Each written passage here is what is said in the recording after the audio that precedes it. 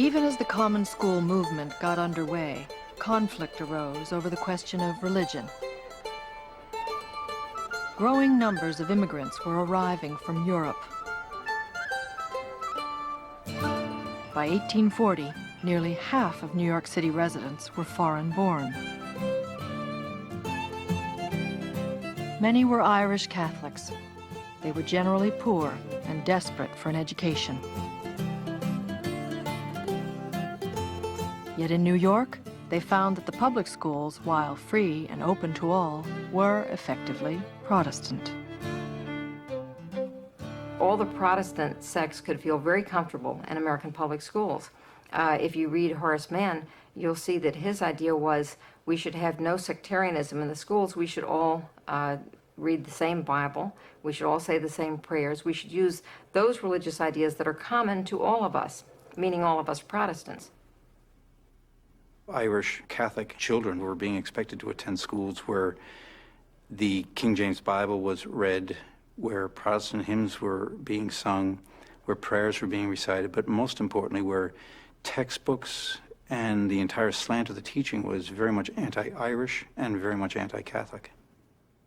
The Irish in general are brave and hospitable, but passionate, ignorant, vain, and superstitious. There are statements in public school textbooks in the time that would just astound you today. Catholics return from communion invigorated for the perpetuation of new offenses. The Irish immigration has emptied out the common sewers of Ireland into our waters, and so forth. At Old St. Patrick's Cathedral in New York, Bishop John Hughes launched a protest. A 43-year-old Irish immigrant known as Dagger John, Hughes was fierce and uncompromising. We are unwilling to pay taxes for the purpose of destroying our religion in the minds of our children. That such books should be put into their hands is unjust, unnatural, and intolerable.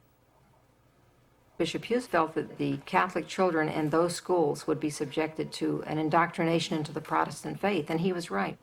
And that created a situation in which some 20,000 children were running the streets of New York without benefit of education because they refused to be part of a system biased against themselves.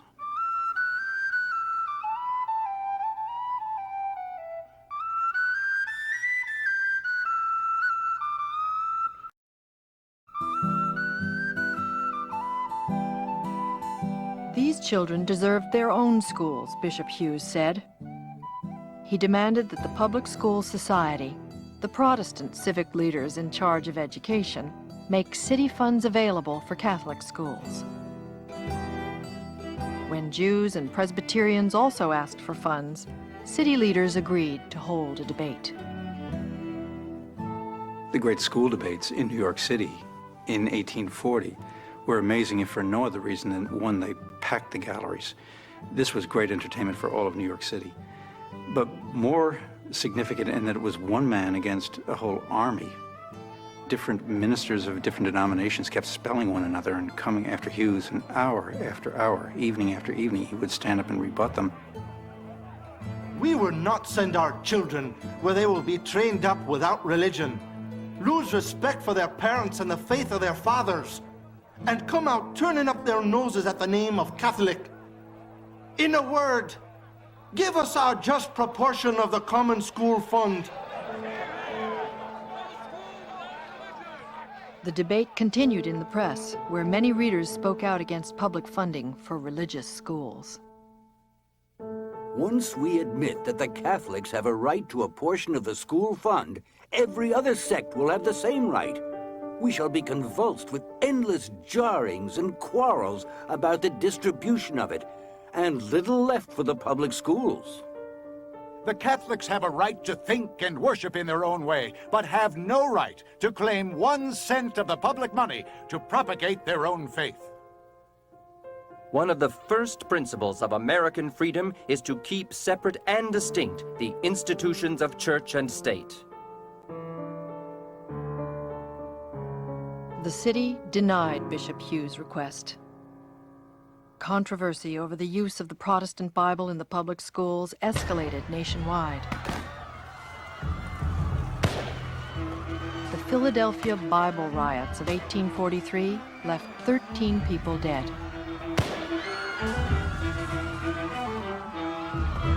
The Catholic Church was burned to the ground.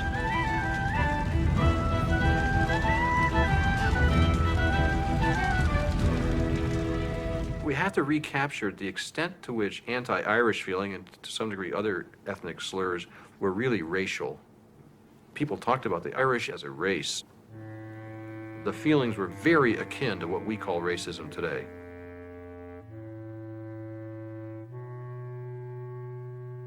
But change was underway.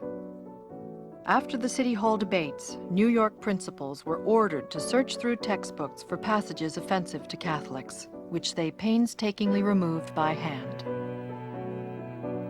2 years later, the Public School Society was replaced by the New York City Board of Education, an elected body.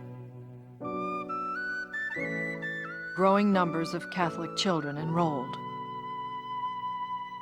Meanwhile, John Hughes was named Archbishop of New York in 1850 and used his considerable power to help create a national system of Catholic schools. It became the major alternative school system in the United States.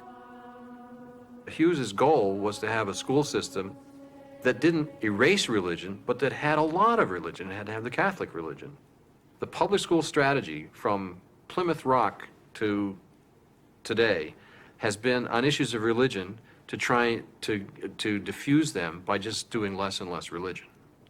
And so if you're a member of a group that says, no, the whole curriculum has to be suffused with some distinctive religion, not some mushy general moralisms, but my religion, then the public schools don't know how to respond to that.